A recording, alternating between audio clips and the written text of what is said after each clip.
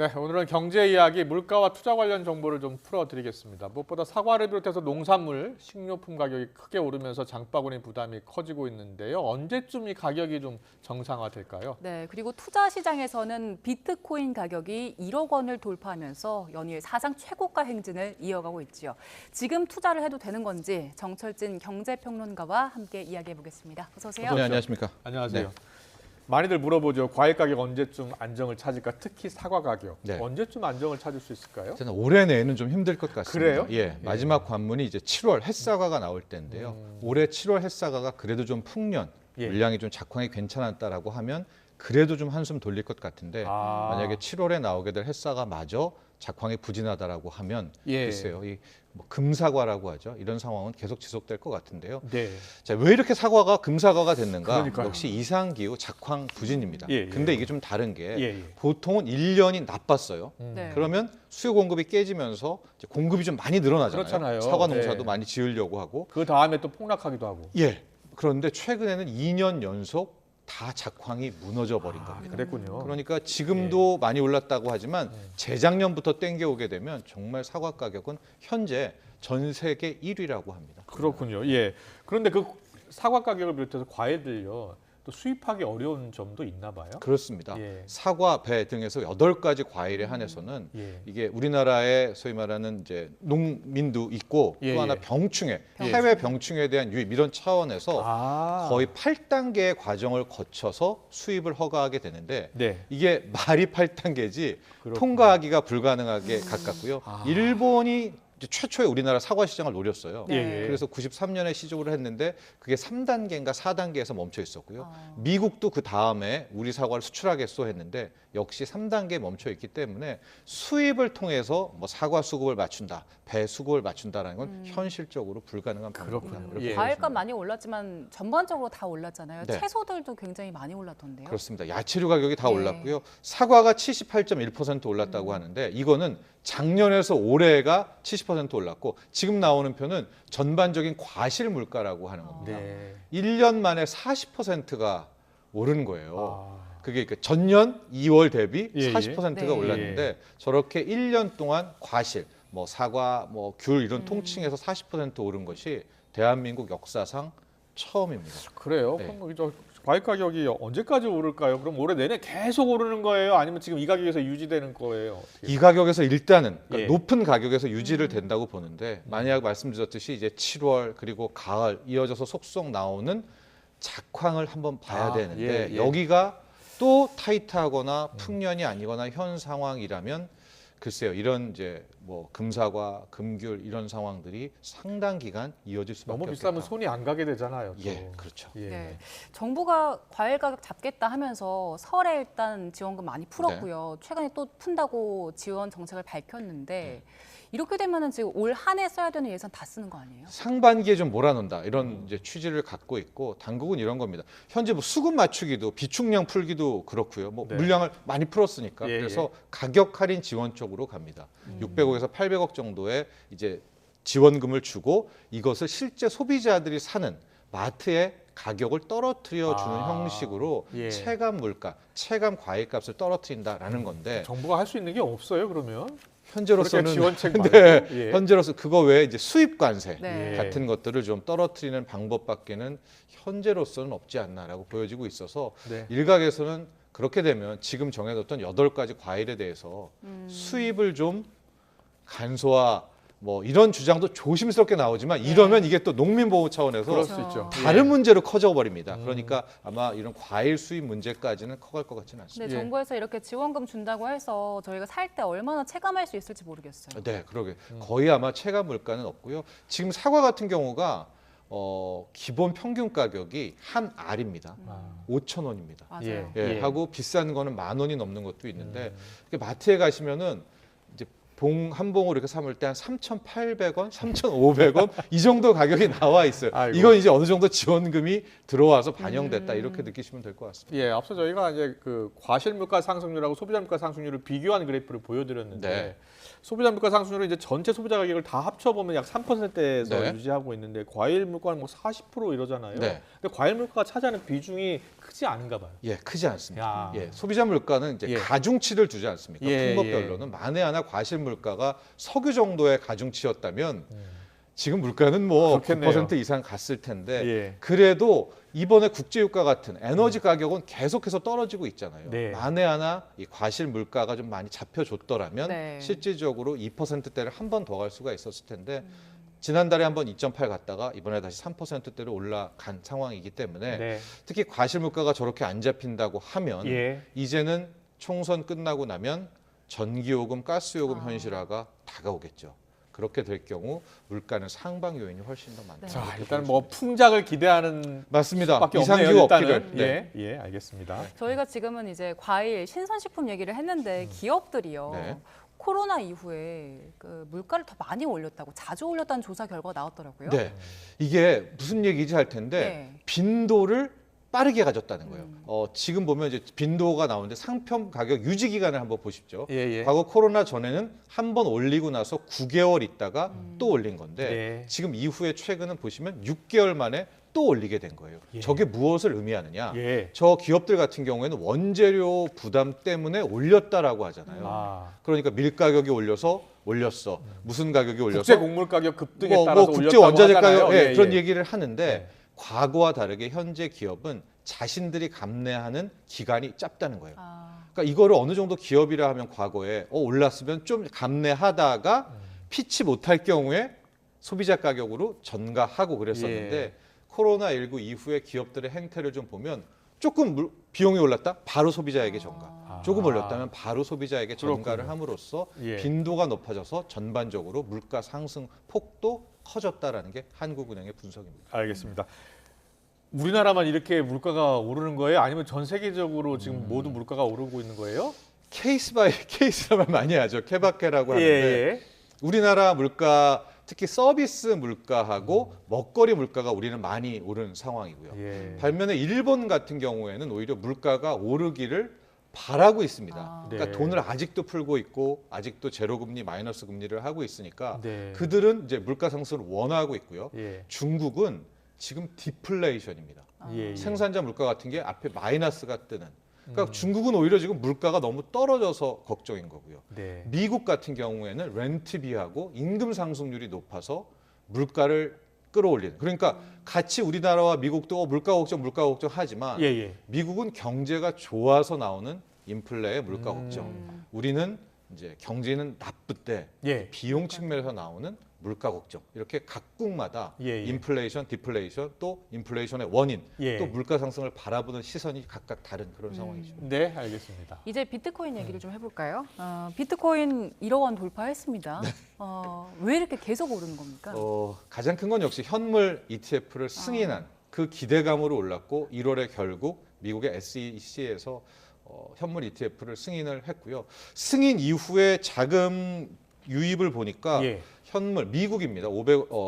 현물 ETF에 500억 달러, 우리 돈으로 66조 원 정도의 이제 자금이 유입이 됐다. 이게 이제 결국 또 코인을 사게 되는 거죠. 그게 현물 상당히 ETF라는 길게 게 가네요. 그렇습니다. 가격을 계속 반영하는데 특히 미국 같은 경우에는 우리처럼 우리는 이제 뭐 어르신이건 젊은 친구든 그냥 워낙 잘 돼 있으니까 거래소가 모바일로 턱턱 비트코인을 사잖아요. 하고 좀 사는데 부담이 없지만 미국은 그래도 비트코인에 대한 의구심 뭐 여러 가지들의 제약 조건이 있는데 이렇게 미국에서 알아주는 브랜드의 자산운용사 블랙락에서 나온 비트코인 ETF, 예. 피델리티가 만든 비트코인 ETF. 그러니까 상당 부분 신뢰도라고 할까요? 이런 것들이 커지게 되고 또 하나 미국은 이제 401k 같은 그러니까 주식시장, 주식으로 은퇴 설계를 하는 수요가 굉장히 많잖아요. 예, 그러니까 자신의 뭐 은퇴 설계에 이렇게 비트코인 ETF도 담아가게 된 이제 수요가 확산되면서 결국 수급으로 오르게 됐었고 또 이 시간에도 아마 많이 얘기했던 것 같은데 반감기. 네. 이제 앞으로 반감기가 4월에 다가오니까 그동안에 버티니까 반감기가 오고 나서 3, 4개월에서 6개월부터 폭등했더라. 네. 미리 선춤에 들어오게 된 거고 어제는 이게 좀 의미가 있는데요. 지금 현물 ETF라든가 혹은 반감기라든가 이건 알려진 재료잖아요. 네. 그러고선 폭등을 했기 때문에 이 시세를 끌고 가려면 주식도 마찬가지지만 새로운 호재, 새로운 재료가 와줘야 또 가격을 설명하는데요. 영국에서 이번에 나왔습니다. 영국 금융감독청이 이제 어제 이제 영국의 또 증권사들이 우리도 현물 이제 거기 ETN입니다. 예. 똑같이 비트코인 가격을 추종하는 건데 ETN은 증권사들이 발행하는 거고요. ETF는 이제 자산운용사가 발행하는 건데 우리는 비트코인 ETN을 영국도 하게 해줘라고 했는데 영국 금융감독청 반응이 또 긍정적으로 바라본다. 그러니까 이 뉴스가 나오면서 또 한번 뛰고 현재로서는 호재들만 계속 좀 유입되고 있는 상황이다 이렇게 보여지고 있습니다. 네. 그러면 뭐 지금이라도 투자하는 게 좋은 거예요? 아니면 조심해야 되는 거예요? 예. 이거야말로 정말 개인들의 판단이다라고 예, 말씀드릴 물론입니다. 수밖에 예. 없고요. 뭐 최근에 이제 짤이라고 하지 않습니까? 네. 이런 밈 뭐 이런 예, 그림들이 예. 나오는데 과거에 이제 뭐 도박이다 이거 아니다 뭐 튤립 버블이다 이제 이런 그랬던 분들을 전문가들이 많았어요. 예, 이게 회자되고 있는데 지금 구간이 달러로는 이제 7만 1,000달러, 7만 네. 2,000달러잖아요. 뭐 그 비트코인 그래프를 보시면 알겠지만 2년 전에 투자했건 3년 전에 투자했건 뭐 6개월 전에 투자했건 힘들었던 막 한번 폭락했었던 그 기간에 투자했건 현재 구간에서 그냥 비트코인만 가지고 있었다면 또 물을 탔다면 그 누구도 아무도 손해를 보지 않은 작년 9월에 가격대가 3천만 원대였으니까. 그렇죠. 예. 네. 뭐 2주 전에도 1억이 안 됐으니까 이제 이런 상황이 되어 있다라는 건데 예, 예. 투자는 항상 본인의 그럼 물론입니다. 판단이라는 예. 것으로 말씀드립니다. 예, 근데 전문가들이 뭐라고 해요? 보통 전문가들이. 예. 현재로서는 예. 긍정론이 훨씬 압도하고 있는 것은 맞습니다. 예. 뭐 이어간다. 근데 전문가들이 뭐 항상 개선한다. 맞는 건 아니잖아요. 항상 맞는 건 아니죠. 예. 예. 그리고 오히려 보면 과거에 비관론이 많았을 때 가격이 오르고 네. 또 긍정론이 많았을 때 가격을 조정받고 근데 그러니까요. 꼭 그렇더라고요. 이 역시도 근데 나만 투자하면 떨어져. 이런 분들 많잖아요. 그런 분들을 한번 좀 모아가지고 네. 한번 투자를 시켜보면 어떨까요? 알겠습니다. 네. 금값 이야기 해볼까요? 네. 네. 그리고 금값도 많이 올랐어요. 금값도 계속 오르고 있죠. 네.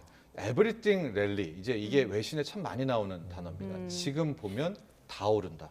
금도 오르고 비트코인도 오르고 주식도 오르고 엔비디아도 오르고 네. 다 오르는 이제 미국 같은 경우에는 이제 임금도 오르고요. 그래서 에브리띵 랠리라는 표현 많이 쓰고 있는데 금값 상승은 좀 묘합니다. 묘하다. 네. 예. 왜냐하면 보통 금이 오를 경우에는 극도의 인플레이션 아. 때 오르거나 예, 예. 극도의 경기 침체, 디플레이션 때 오르는데 지금 미국 경기만 놓고 보면 뭐 이걸 하이퍼 인플레 물가가 높다라고 볼 수는 또 없거든요. 예. 그렇다고 미국 경기가 나쁘냐? 지금 미국은 뭐 골디락스 운운할 정도로 좋잖아요. 네. 그런데 금이 뭐가 매력적이길래 오르는 걸까? 그래서 찾아낸 이유가 수급입니다. 예. 지금 일종의 탈달러 현상인데요. 중국을 위시한 브릭스 국가들이 금을 굉장히 많이 사들이고 있어요. 아. 그것이 아마 이제 과거에 러시아를 금융수입에서 예, 예. 배제하면서 문제됐던 이런 것들 때문에 달러에 대한 의구심으로 중국, 러시아를 위시해서 반 미국 팀이라고 할 수 있죠. 이들이 금을 정말 폭풍 매수를 하고 있는데 달러 대신에 지금 금을 사고 있다는 거예요? 예, 특히 중국은 예. 너무 많이 금을 사고 있습니다. 연간 600톤 이상을 지금 작년에 사들이고 있고 예, 예. 지금도 금을 사들이고 있기 때문에 아. 현재 금값 상승은 역시 수급, 매수 그것도 중국을 위시한 이제 반 미국 팀에서 금을 사들이고 있기 때문이다라고 보여지고 있습니다. 아, 그럼 그러면- 돌반지 한 돈에 지금 뭐 40만 원 한다. 40만 원을 넘었습니다. ETF 때는 40만 원이 안 되는데 예. 이제 우리가 시장에 가면 부가세도 붙고 그렇죠. 수수료, 수공비도 붙기 때문에 돌반지는 한 지금 42만 원대, 40만 원 42만 원이에요? 그렇습니다. 그럼 앞으로는 어떻게 움직일까요? 현재로서 마지막 한 번의 관문들이 있는데 달러 대 지금 비트코인, 달러 대 금, 달러 대 금리, 뭐 달러 대 엔비디아 지금 기준점이 달러를 다 상대로 하고 있지 않겠습니까? 예. 그래서 여기서 만에 하나 달러가 더 무너진다면 예. 오늘도 우리 원 달러 환율이 지금 1,300원대 초반까지 왔는데 아 그래요? 더 약달러로 갔게 될 경우에 예, 예. 저는 그때 비로소 최종 승자가 나올 것 같습니다. 아. 뭐 많은 사람들은 비트코인은 달러의 대항마에서 달러 약세는 비트코인을 더 올릴 거야라고 이야기를 하겠지만 대체 투자 상품이라고 하잖아요. 네, 예. 하겠지만 지금은 상대적으로 달러 약세가 진행 안 된 상태에서도 이 정도가 올라왔고 네. 금도 이 정도, 주식도 이 정도 아니겠습니까? 아. 그러니까 본격 달러 약세 때 최종 승자가 나오지 않을까? 저는 생각이 있지만 한번 지켜보시죠. 네. 알겠습니다. 알겠습니다. 다 마지막으로 홍콩 ELS 네. 펀드 이야기 좀 해볼게요. 홍콩 ELS 피해 배상 기준이 발표됐잖아요. 근데 다르더라고요. 배상 그 수준이 네. 어떻게 다른 거죠? 그러니까 기준 아닙니다. 네. 이것은 자율 권고 아니고요. 예. 여기에 따라서 은행이 따르냐 마냐를 결정하게 되는 건데 두 가지 측면으로 나눠볼 수 있습니다. 이제 저거는 이때까지 판매 잔액이고요. 네. 올해 예상 손실 이미 한 1조 2천억 원 확정이 된 거고 예. 3년 전 3월, 3년 전 4월 가입자도 실은 홍콩 H가 상당히 높은 지수대에 들어갔기 근데 때문에 홍콩 지수가 네. 저 정도까지 떨어질 거라고 예상 못했던 분들도 있었을 거예요. 거의 못했죠. 그렇죠. 예. 예. 홍콩 H가 12,000, 11,000, 12,000이 4,000까지 대폭락할 줄은 거의 알았던 그런데 전문가는 그 없었지만 판매처에서 그런 것들을 충분히 설명하지 않았다는 거죠. 그렇습니다. 예. 그러니까 반토막 이상이 날 수 있어라는 말, 그러니까 그걸 이렇게 생각하면 될 것 같아요. 대폭락을 할 줄 알았냐 몰랐냐의 문제가 아니라 아니고. 예상을 했냐 못했냐가 예. 아니라 과정에서의 불완전 판매입니다. 그렇죠. 즉 언제든 지수가 폭락을 하면 손실이 발생할 수 있습니다라는 사실을 정확히 고지했는가가 문제지. 그럼 누구는 20% 받고 누구는 60% 보상 받고 누구는 70% 보상 받고 누구는 보상 못 받고 그런다면서요. 네, 다 다릅니다. 예. 이게 판매 쪽에서 50 쉽게 생각해서 하고 가입자에서 45, 한 10% 플러스 마이너스 10% 포인트 이렇게 할 수 있을 텐데요. 예, 예. 먼저 배상 쪽, 판매 쪽에서는 이걸 하나의 이제 깎아내는 그러니까 다 50%를 하게 됐죠. 네. 그런데 뭐 설명을 잘했어. 그러면 40%만 배상도 돼. 예. 완전 판매되면 20%가 되는 거고요. 가입자는 오히려 깎아내는 겁니다. 가령 45를 받을 수가 있는데 네. 이 사람이 과거에 한 ELS를 50회, 60회 투자 경험이 있어요. 네. 그러면 45%를 다 못 받고 뭐 여기에 30%를 받고 또 금융 지식이 너무나 뛰어나다. 아. 네. 투자 상품을 많이 했다. 그럼 또 차감하게 되는 그렇군요. 이런 방식으로 배상 비율이 확정이 됩니다. 일단 뭐 투자자들은 이걸 두고 입장이 좀 갈릴 것 같긴 한데 네. 일단 대다수가 20에서 60% 사이에서 배상을 받을 걸로 보잖아요. 네. 그럼 좀 소송이 많이 진행될 것 같다고 하더라고요. 네, 제가 앞서도 말씀드렸지만 이거는 이제 자율 배상에 예. 대한 권고입니다. 아. 그러니까 은행들이 따를지 말지가 일단 중요하겠고요. 예. 또 가입자 쪽에서 정부 안에 따라서 은행이 결정된 그 배상 비율을 받아들일지 말지도 또 하나의 쟁점이 될 수 있기 때문에 네. 결과적으로는 법적 소송도 상당히 갈 것으로 보여지고 첫 번째 관문은 은행들이 여기에 이 금융당국의 예. 권고안을 받아들일지도 아. 일단 먼저 좀 결정을 해야 될 것 그것도 같습니다. 결정이 안 된 거군요. 그렇습니다. 이건 그야말로 자율 아니죠. 왜냐하면 예. 그 우리나라가 자본주의 시장 경제인데. 근데 그 네. 공고안을 거부하는 은행도 있을까요? 한번 보시죠. 네, 그래서 알겠습니다. 당국에서는 이거 따르면 뭐 과징금도 깎아주고 다양한 혜택 주겠다. 또 이렇게 유인을 하고 있습니다. 알겠습니다. 오늘 경제 이야기 정철진 경제평론가와 자세히 짚어봤습니다. 잘 들었습니다. 고맙습니다. 예.